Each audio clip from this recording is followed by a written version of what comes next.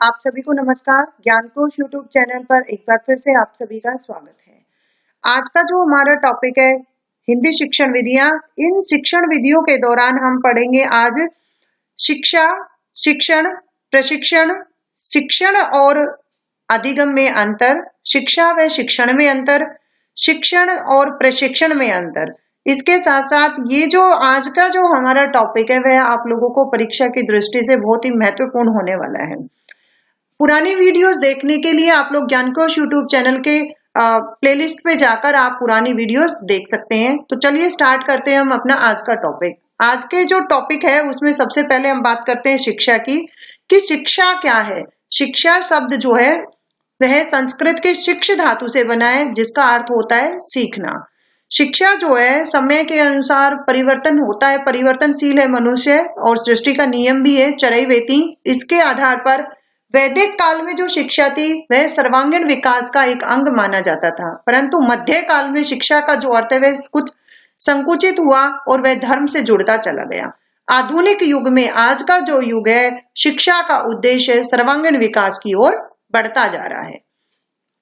शिक्षा का जब हम व्यापक अर्थ को जानने की दृष्टि से अगर हम उसको पढ़ते हैं तो शिक्षा जो है वैदिक कालीन जो शिक्षा थी वह जीवन पर्यंत चलने वाली थी, अर्थात इसके अनुसार व्यक्ति जो है जन्म से लेकर मृत्यु पर्यंत विद्यार्थी जीवन जीता था और प्रतिदिन कुछ न कुछ नया अनुभव जो है सीखता रहता था। वैदिक काल में शिक्षा जो है आयु के साथ साथ समानांतर चलती थी। वैदिक कालीन शिक्षा में कक्षा वर्ग का महत्व नहीं था, इसमें बल्कि राजनीतिक, सामाजिक, संगति आदि जो विषय थे, वह शिक्षा जो पद्धति थी वह सामाजिक और राजनीतिक आधारों पर थी। जबकि आधुनिक जो शिक्षा है वह कक्षा, कक्ष, वर्ग तथा आयु के आधार पर वर्गीकृत है, जिसके कारण शिक्षा के स्तर पर काफी कमी आई है। इसके स्तर में, गुणवत्ता में काफी कमी हमें देखने को मिलती है। इस प्रकार जो वैदिक कालीन जो शिक्षा थी वह जीवन पर्यंत चलती रहती थी और मनुष्य जीवन पर्यंत विद्यार्थी जीवन जीता था। अब बात करते हैं शिक्षण। देखिए, हमने पहले शिक्षा को जाना, वह संस्कृत भाषा की शिक्ष धातु से बना है। अब यहाँ पर हम, जिसका अर्थ होता है सीखना, और शिक्षण, शिक्षण का अर्थ होता है टीचिंग। टीचिंग अर्थात सिखाने से है, दूसरों को सिखाने से है। शिक्ष धातु में जब हम अण प्रत्यय जोड़ देते हैं तो शिक्षण शब्द की उत्पत्ति होती है, जिसका अर्थ होता है सिखाना। शिक्षण एक त्रिआयामी प्रक्रिया है, यह एक सामाजिक प्रक्रिया है। त्रिआयामी क्यों है? इसमें तीन चीजें होती है, शिक्षक, पाठ्यक्रम और छात्र। ये तीनों आपस में, इन तीनों का जो स्वरूप है वह मिलकर शिक्षण को बनाता है। शिक्षण के हम अर्थ की बात करें तो शिक्षण का जो संकुचित अर्थ है वह एक विद्यालय संबंधित शिक्षा तक संबंधित होकर रह जाता है। इसमें अध्यापक एक बालक को निश्चित स्थान पर विशिष्ट वातावरण में उसके व्यवहार में पाठ्यक्रम के अनुसार परिवर्तन कर सकता है।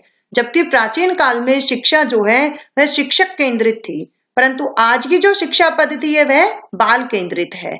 शिक्षक अपने अनुसार बालकों को शिक्षा देता था, उसमें बालकों की रुचियों एवं अभिरुचियों को ध्यान में नहीं रखा जाता था। आज की जो शिक्षा पद्धति है, वर्तमान का जो समय है, उसमें बालक के रुचियों एवं अभिरुचियों के अनुसार उसे शिक्षा दी जाती है।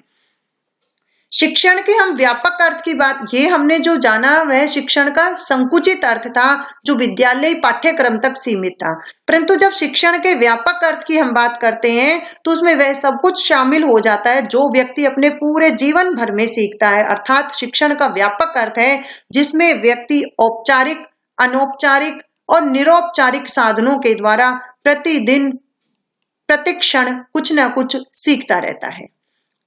अधिगम, अधिगम का अर्थ होता है लर्निंग, भी हम इसे कहते हैं। अधिगम से तात्पर्य है एक ऐसी प्रक्रिया जिसके अंतर्गत व्यक्ति के व्यवहार में अनुभव, अभ्यास, प्रशिक्षण के अंतर्गत उसके अंदर परिवर्तन करना। प्रत्येक प्राणी जो है वह अपने जीवन में प्रत्येक क्षण कुछ न कुछ सीखता रहता है, लेकिन व्यक्ति में जो सीखने की जो शक्ति है वह सबसे अधिक बतलाई गई है और उसके जीवन का जो विकास है, जैसे बालक जो है प्रत्येक समय और स्थान पर कुछ न कुछ सीखता रहता है। प्रशिक्षण का अर्थ एवं परिभाषाएं। फिलिप्पो के अनुसार प्रशिक्षण किसी विशेष कार्य को करने के लिए एक कर्मचारी के ज्ञान एवं कौशल में रुचि उत्पन्न करता है। जूसियस के अनुसार प्रशिक्षण एक ऐसी प्रक्रिया है जिसके द्वारा विशेष कार्यों को करने के लिए कर्मचारियों की रुचि, योग्यता और निपुणता में वृद्धि की जाती है। देखिए, प्रशिक्षण का अर्थ होता है दूसरे के अंदर जो कार्य क्षमता है उसमें वृद्धि लाना, वह उस कार्य को करने की जो उसकी रुचि और योग्यता है उसमें निपुणता लाना, उसमें सुधार लाना। डेल एस ब्रिज के अनुसार शिक्षण एक ऐसी संगठित क्रिया है जिसके द्वारा व्यक्ति एक निश्चित उद्देश्य की प्राप्ति के लिए ज्ञान अथवा चातुर्य सीखता है, अर्थात उसमें चतुरता आ जाती है। ज्ञान के साथ साथ में वह उस कार्य को करने में चतुर हो जाता है, प्रवीण हो जाता है। अब हम बात करते हैं शिक्षण एवं अधिगम में अंतर, अर्थात शिक्षण क्या है और अधिगम क्या है।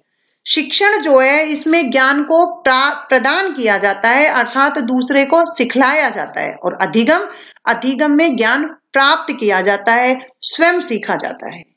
शिक्षण एक कार्य है और अधिगम एक परिणाम है। शिक्षण एक कार्य है, ये कोई हम टारगेट ले लेते हैं, और जबकि अधिगम जो है जब हम सीखते हैं इसका कोई ना कोई परिणाम निकलता है, अर्थात हमारे व्यवहार में कोई ना कोई वांछित परिवर्तन जरूर होता है, तो वह अधिगम कहलाता है। शिक्षण एक सामाजिक कार्य है जो दूसरों के हित के लिए व्यवस्थित किया जाता है, और अधिगम एक व्यक्तिगत कार्य है। अधिगम जो है वह सामाजिक कार्य ना होकर इसमें केवल एक व्यक्ति विशेष से संबंधित उसका हित होता है। वह अपने आप में अपने कार्य की कुशलता जो है उसमें वृद्धि करता है, अपने आप में परिवर्तन करता है। शिक्षण का उद्देश्य अधिगम को प्रभावशाली बनाना होता है और अधिगम का उद्देश्य होता है सीखना। यहाँ आपने एक चीज ध्यान देनी है कि जो शिक्षण है इसका उद्देश्य होता है अधिगम को प्रभावी बनाना, और अधिगम का उद्देश्य होता है सीखना। शिक्षण जो प्रक्रिया है इसमें समय, स्थान और आयु का प्रतिबंधन होता है। एक निश्चित आयु वर्ग का बालक इतने समय में और इतने आयु वर्ग में उस स्थान पर, जैसे स्थान से हमारा तात्पर्य है विद्यालय, विश्वविद्यालय इत्यादि, और समय मतलब 1 वर्ष, 2 वर्ष, 3 वर्ष की अवधि जो है वो प्रतिबंधित कर दी जाती है। इसमें जो अधिगम जो है इसमें कोई प्रतिबंध नहीं होता, इसके कोई नियम नहीं होते। अधिगम जो है किसी समय के लिए नहीं होता है, इसमें व्यक्ति जीवन भर चलने वाली प्रक्रिया है, कभी भी सीख सकता है। अब हम बात करते हैं शिक्षा और शिक्षण में अंतर। ये जो हमने पहले पढ़ा है वह पढ़ा था शिक्षण और अधिगम में अंतर। अब हम बात करते हैं शिक्षा और शिक्षण में अंतर। शिक्षा जो है यह जीवन पर्यंत चलने वाली प्रक्रिया है। शिक्षा एक ऐसी प्रक्रिया है जो व्यक्ति या बालक जन्म से लेकर मृत्यु पर्यंत सीखता रहता है। शिक्षण की जो प्रक्रिया है यह शिक्षक और छात्र के क्रियाशील बने रहने की स्थिति तक ही संभव होती है। शिक्षण का जो कार्य है ना, यह तभी संभव होता है जब इसमें छात्र और अध्यापक दोनों सक्रियता से भाग लेते हैं और उसमें अटेंशन फुल होते हैं और टॉपिक को पूरा टू द पॉइंट समझते हैं। तब यदि थोड़ी सी भी कहते हैं ना सावधानी हटी और दुर्घटना घटी। शिक्षा एक सामाजिक प्रक्रिया है, जबकि शिक्षण जो है वह एक सामाजिक प्रक्रिया ना होकर वह शिक्षा को प्रभावशाली बनाती है, शिक्षा को और भी प्रभावी बनाता है। शिक्षा मानव विकास का एक क्रम है।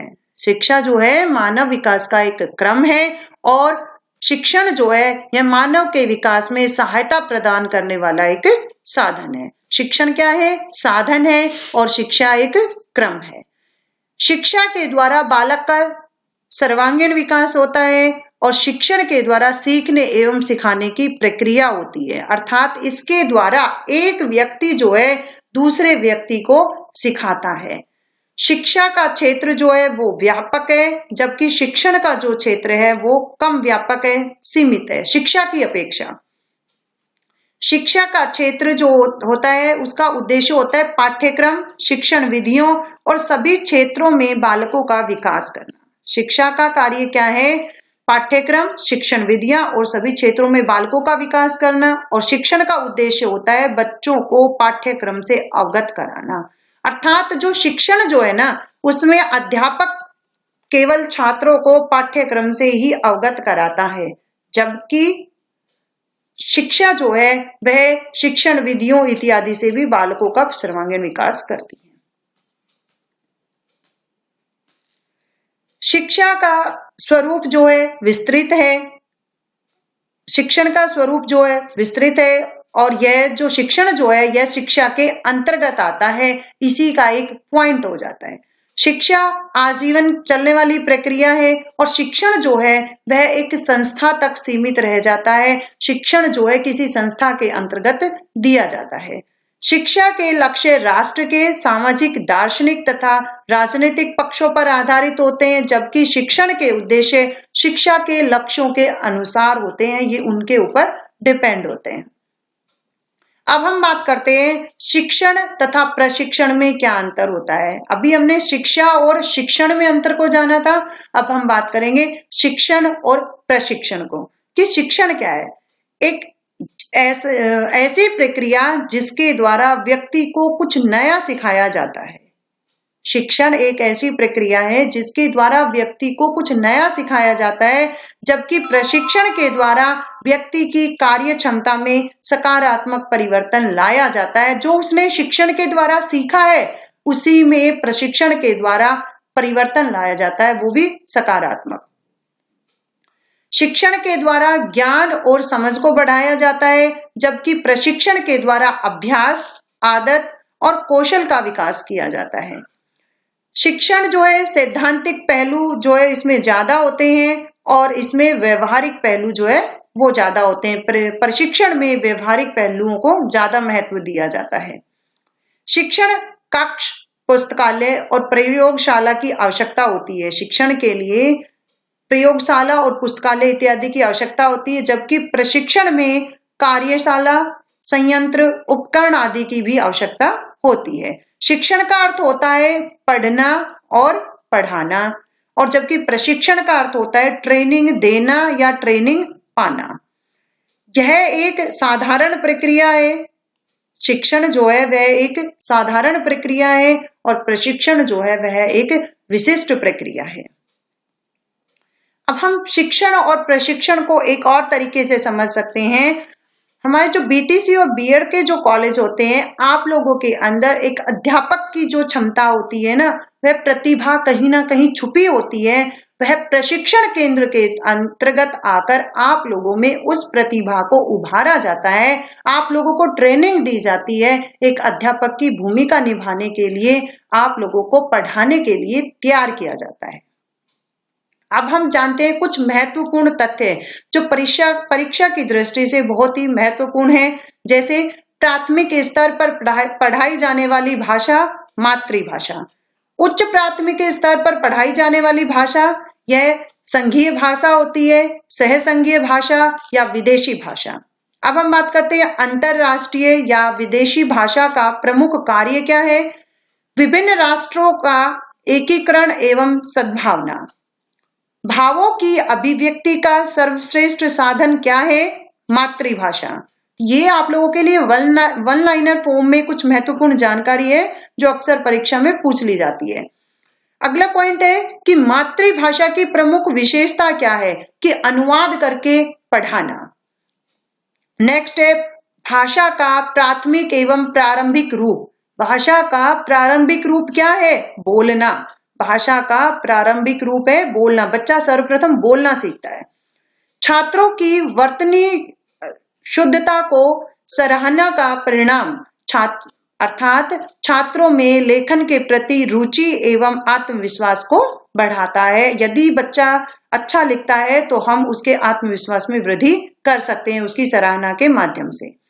प्राथमिक कक्षाओं में छात्रों को भाषा सीखने के लिए सबसे आवश्यक है क्या है कि छात्रों को भावाभिव्यक्ति एवं बात कहने के तरीकों का अभ्यास कराया जाए।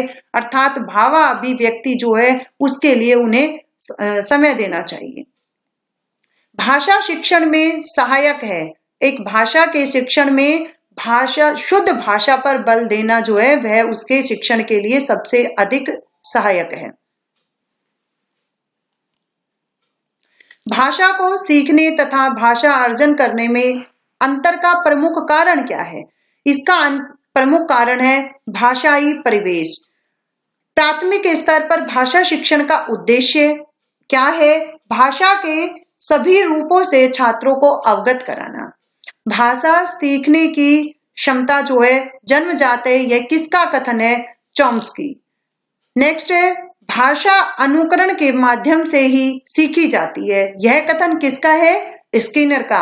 स्किनर का कहना है कि भाषा जो है अनुकरण के माध्यम से सीखी जाती है। भाषा सीखने व सिखाने का मनोवैज्ञानिक क्रम क्या है? यहाँ आपका जो प्रश्न है वो आपको ऑप्शन में दे दिया जाएगा कि इनको व्यवस्थित क्रम में स्थापित कीजिए। तो भाषा का मनोवैज्ञानिक क्रम है भाषा सीखने का सुनना, बोलना, पढ़ना और लिखना। प्राथमिक स्तर पर भाषा का आधारभूत कौशल है सुनना और बोलना। प्राथमिक स्तर पर बच्चा सबसे पहले सुनता है और फिर बोलता है।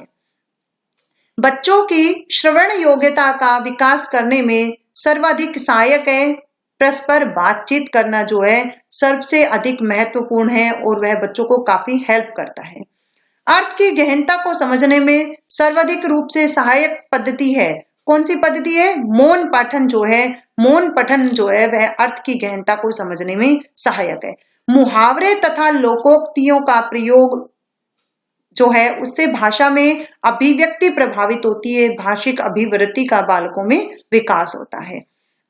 तो ये था हमारा आज का टॉपिक। इसमें हमने शिक्षा को जाना, शिक्षण को पढ़ा, प्रशिक्षण को समझा, उनमें अंतर हमने किया और वन लाइनर फॉर्म में हमने क्वेश्चंस को भी जाना। कि आज का जो विषय है यह हमने संपूर्ण शिक्षण विधियां, संपूर्ण अर्थात 7 in 1। आप इस पुस्तक को पढ़िए, संपूर्ण शिक्षण विधियां।